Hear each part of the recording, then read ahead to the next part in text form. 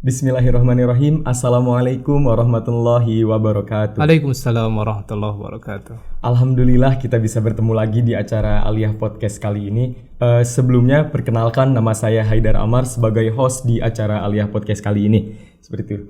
Nah, insya Allah kalau misalkan sebelumnya kita udah ngebahas tentang rahasia puasa Ramadan. Nah, untuk kesempatan kali ini kita bakal ngebahas atau mengulik sedikit tentang bagaimana sih caranya menggapai keutamaan puasa atau apa itu keutamaan puasa seperti itu. Nah, insya Allah juga telah hadir bersama kita narasumber kita yang memang yang sudah siap untuk berbincang dan sudah siap untuk memberikan nasihat tentang bagaimana caranya menggapai keutamaan puasa di bulan Ramadan kali ini. Beliau adalah Ustadz Mustaqim SPDI. Assalamualaikum Ustadz. Waalaikumsalam warahmatullahi wabarakatuh. Gimana Ustadz kabarnya? Alhamdulillah sehat. Alhamdulillah. Nah, jadi gini Ustadz, yang udah tadi saya jelasin di awal, kita bakal ngebahas sedikit tentang bagaimana sih caranya menggapai keutamaan puasa atau apa itu keutamaan puasa. Karena banyak dari kita atau banyak masyarakat di luar sana yang memang menjalankan puasa itu hanya sekedar untuk menggugurkan kewajiban sebagai seorang muslim gitu, tanpa tahu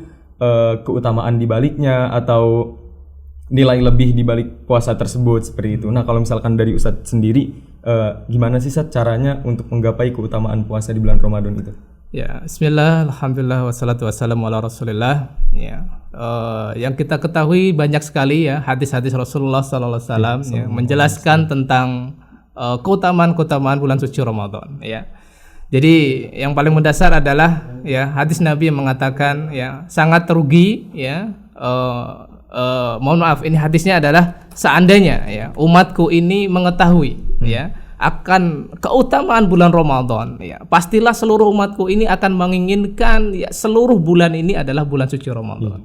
Jadi sangat agung sekali ya bulan suci Ramadan ini ya, sehingga ya banyak sekali antara lain adalah bulan Al-Qur'an ya. Dia adalah diturunkannya Al-Qur'an pada bulan itu sehingga menjadi bulan yang terbaik di antara bulan-bulan yang lain ya. Begitu juga bulan Al-Maghfirah, Syahrul Maghfirah. Ya, yaitu bulan diampuni oleh Allah Subhanahu wa taala. Sehingga Rasulullah mengatakan ya sangat rugi sekali ya seorang muslim ya apabila di bulan Ramadan dia sudah berpuasa, qiyamul lail ya, kemudian dosa-dosanya tidak diampuni oleh Allah Subhanahu wa taala, maka dia termasuk orang yang merugi ya. Kemudian bulan Ramadan adalah umroh ya, diberikan pahala haji. Nah, gitu. Makanya bulan Ramadan ini banyak sekali itu orang-orang pada berangkat ke tanah suci ya untuk melaksanakan ibadah umroh.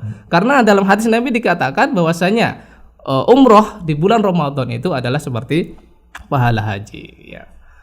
Di antara lain juga ya, di antara keutamaan bulan Ramadan adalah puasa ibadah sunnah ya, itu diberikan pahala wajib ya. Jadi diganjar orang yang melaksanakan ibadah-ibadah sunnah diganjar dengan pahala wajib. Besar pahalanya ya. Begitu juga apalagi dengan ibadah yang wajib ya. Otomatis di situ adalah pahalanya jauh lebih besar. Jadi oleh karena itu ya, seorang muslim ya masuk di bulan Ramadan ya, maka wajib bagi dia untuk memperbanyak ya amal ibadah ya. Yang wajib terutama udah pasti ya. Yang kemudian yang sunnah adalah terus diperbanyak ya, sehingga di situ adalah keutamaan dan berlipat ganda pahala yang dijanjikan oleh Allah Subhanahu wa taala. Nah, kalau misalkan ada saran nggak Sat buat orang yang memang beliau udah sering banget dikasih tahu yang namanya keutamaan bulan puasa, keutamaan di bulan Ramadan, tapi tetap aja pemikirannya itu hanya yang penting saya menjalankan yang wajib gitu, tanpa memedulikan yang sunnah. Padahal kan tadi sudah dijelaskan keutamaan bulan puasa itu dilipat gandakan pahala yang sunnah menjadi wajib, dan yang wajib dilipat gandakan lebih banyak lagi. Nah, itu ada saran nggak Sat buat masyarakat di luar sana yang memang masih berpikiran yang penting saya ngejalanin yang wajib dulu deh gitu-gitu. Iya. Jadi biasa aja orang ya itu beramal biasa itu karena belum tahu ya keutamaan di situ apa gitu.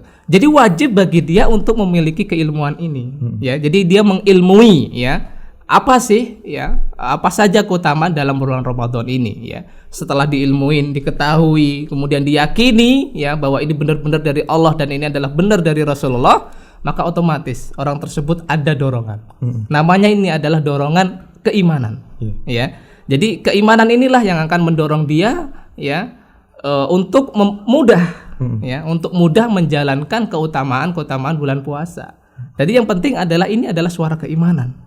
Ya, oleh karena itu kita dianjurkan ya sebagaimana Rasulullah bersabda dalam salah seorang sahabat ya.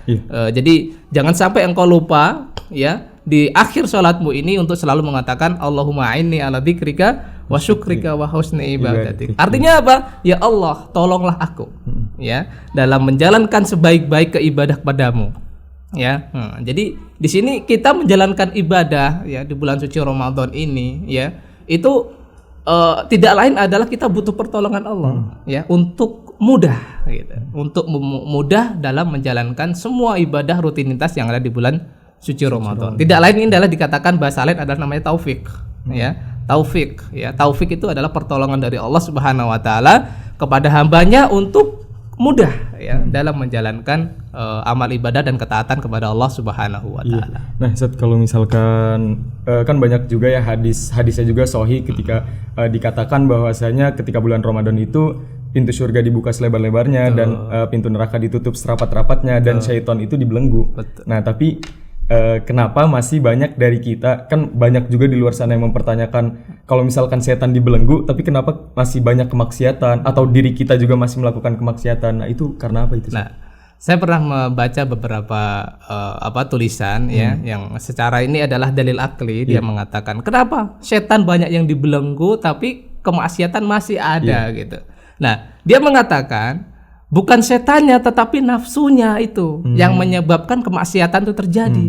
Setan sudah dibelenggu ya, tetapi nafsu dia ya yang Allah suruh dibelenggu oleh Allah, suruh Allah belenggu seperti kita nafsu makan dan minum, tetapi nafsu mereka nggak dibelenggu. Ya. Jadi mereka masih berbuat kemaksiatan, ya mohon maaf anak muda masih pacaran, ya kan, apalagi di masa-masa ngabuburit, ya itu pemandangan yang banyak kemaksiatan gitu. Nah itulah, jadi selain setan sudah dibelenggu, tetapi di sini nafsu mereka tidak dibelenggu, maka ya akan terjadilah seperti itu. Nah gitu ya. Jadi intinya adalah bagaimana caranya kita membelenggu hawa nafsu kita sendiri gitu. Betul. Nah jadi gitu teman-teman. Jadi intinya adalah yang bisa kita ambil dari awal bagaimana kita harus mempelajari tentang ilmu dari segala sesuatu yang sudah diperintahkan oleh Allah, karena dari kita mempelajari tersebut bisa meningkatkan keimanan kita. Nah, ketika kita meningkatkan keimanan kita, kita bisa menjalankan suatu ibadah itu tidak hanya untuk menggugurkan kewajiban kita sebagai seorang muslim seperti itu. Nah, mungkin sekian yang bisa saya sampaikan atau yang bisa kita sampaikan. Seperti biasa, sebelum ditutup, selamat berbuka saya ucapkan kepada seluruh teman-teman dan kepada seluruh penonton di luar sana. Mudah-mudahan puasa kita di hari ini, di hari lalu, dan di hari yang akan datang, mudah-mudahan diterima di sisi Allah Subhanahu wa taala. Amin. Allahumma. Sebelumnya, Ustaz, makasih Ustaz udah mau nemenin ngobrol masalah bagaimana caranya menggapai keutamaan puasa itu. Insyaallah. Semoga kita semuanya bisa menggapai keutamaan itu dan Ramadan ini benar-benar kita laksanakan dengan semaksimal mungkin. Amin, ya, amin. insyaallah. Ya mudah-mudahan saya khususnya pribadi bisa mengambil pelajaran atau ibrah dari tadi apa yang sudah disampaikan oleh Ustadz Mustaqim. Kurang lebihnya mohon maaf. Sekian, wassalamualaikum warahmatullahi wabarakatuh. Waalaikumsalam warahmatullahi wabarakatuh.